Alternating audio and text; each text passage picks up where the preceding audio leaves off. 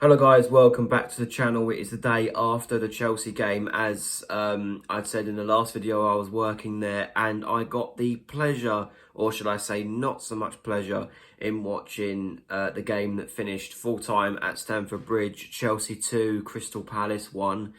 It is now 1 win in 12. It is now 54 days since our last Premier League victory.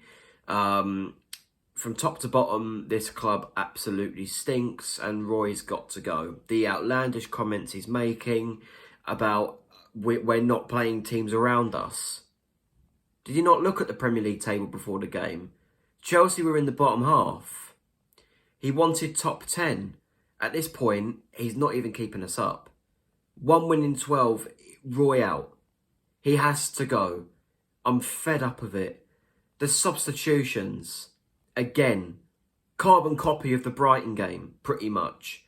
Chelsea bring on 4 players. Yes, they spent a lot more money than us. Yes, they've got a lot better players than us in certain positions. But what gets me is that, a Brighton sub comes on and scores. What happens yesterday? A Chelsea sub comes on and scores. It is so repetitive. You watch a Brentford sub comes on Saturday and scores. It's not good enough. It is not good enough. Bringing Matheus Franca on in the 92nd minute. This is not the X Factor, Roy, or Britain's Got Talent or whatever. He needs longer than 3 minutes to make an impact, or 5-6 minutes, whatever he was given. The thing is, right, throughout the whole season I've been saying the board have not backed the manager. And somewhat I do stand by it. But what's the point in backing him if they're not going to use the most expensive signing they provided him with? I thought against Man City he learnt his lesson. It's now been 2 games and Matheus Franca's been given 4 minutes. 20 million. All the other signings we've used, he's had no choice. Roy is reactive and not proactive. That's the best way of describing it. He brings on the youth only if he needs to bring them on. He brings on Jeffrey Schlupp before Matheus Franca. David Ozo, not used. Nairo Ahamada, not used. You've got 5 subs on that bench, really, that I would say are capable of coming onto the pitch and making a change. And he brings 2 of them on. 1 was unnecessary and the other one was necessary but done way too late when we were 2-1 down. If we spent £20 million on this guy and he's not capable of being on a pitch for longer than 4 minutes, then what was the point? Zaha replacement, my arse. Honestly, mate. Guys, this is very concerning. The year of 2023, as a Palace fan, has been so bad. We had 3 months worth of no wins at the start under Vieira. Now we're ending the year with no wins in basically 2 months. 5 months collectively of no wins in 2023, and this is the next level. It's not... The next level is the Championship, guys, at this rate. Honestly, I welcome any change at this club right now, even if it is Paddy McCarthy. Something different. Steve Cooper, Lopetegui. I'd like to see us go for Graham Potter, but we're not a serious club. We're not serious enough or ambitious enough to go for a manager like Graham Potter. The thing is, right, fans like me want Hodgson gone. We're already talking about replacements.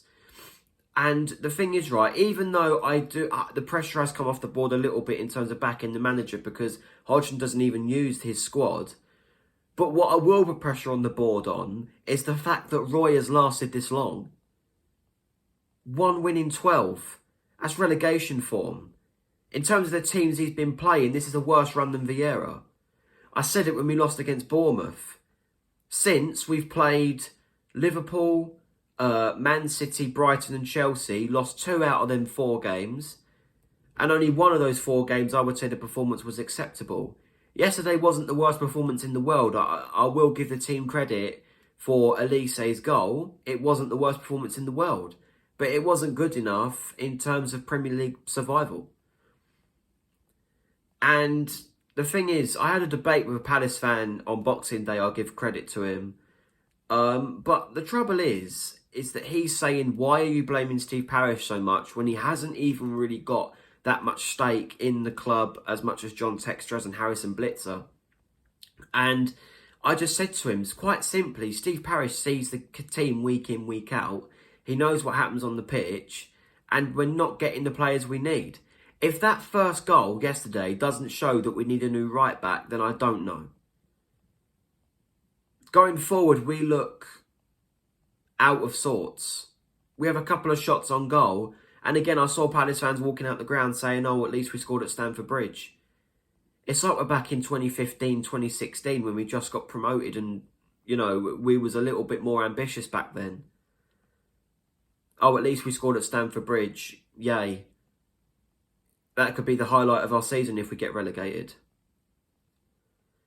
Listen, to round things off, Brentford at home, they lost 4-1 yesterday. If we don't win that game, Roy's got to go. I'm fed up of scraping these draws and Steve Parish thinking it's acceptable, because it's not. Honestly, this season has drained the life out of me. Because the thing is, I could rant, but I just cannot be bothered to do so. Because what's going to change? Nothing. I'm being proved right. And I hate it. I want to be proved wrong. I want Roy Hodgson to prove me wrong. I want Steve Parish to prove me wrong. I'd love the fans to point the finger at me and say, you know what, Palace man Mason was wrong. Look at how stupid he was back then. Look at when he was criticising Roy Hodgson for this and that. He's improved now. Shut up, Mason. I'd love that. I would. Because I'd love nothing more than to see this team do well. But 1 win in 12, not using the squad, fans still accepting it, clapping the players off at the end. Again, it wasn't the worst performance, but it's not good enough still. I come back to that Luton, Everton and Bournemouth run where we lost all of them. That was where the season was over. I think the only glimmers of hope we have this season now is if we get rid of Roy and the new manager brings in a bounce and we hopefully will progress in the FA Cup. But the way we're going in the league right now, we're 3 points above the relegation zone and Luton and Everton both have a game in hand. We could be 1 point off the relegation zone if they both were to win their games in hand. Guys, I'm not happy at all. I'm not happy at all with anything really that's going on in this club. There's no positives. Apart from Elise's goal, no positives. I think Eze was stupid with what he done, but he's dug us out of a hole so many times in previous times, you can't blame him. Guys, Roy out. That's all I got to say. I'm sorry, but full time 2-1. Like, share and subscribe. I'll be back for the Brentford game, but we need to win. It is a must win at this stage. Bye, guys. I'm done with this. Really, I am.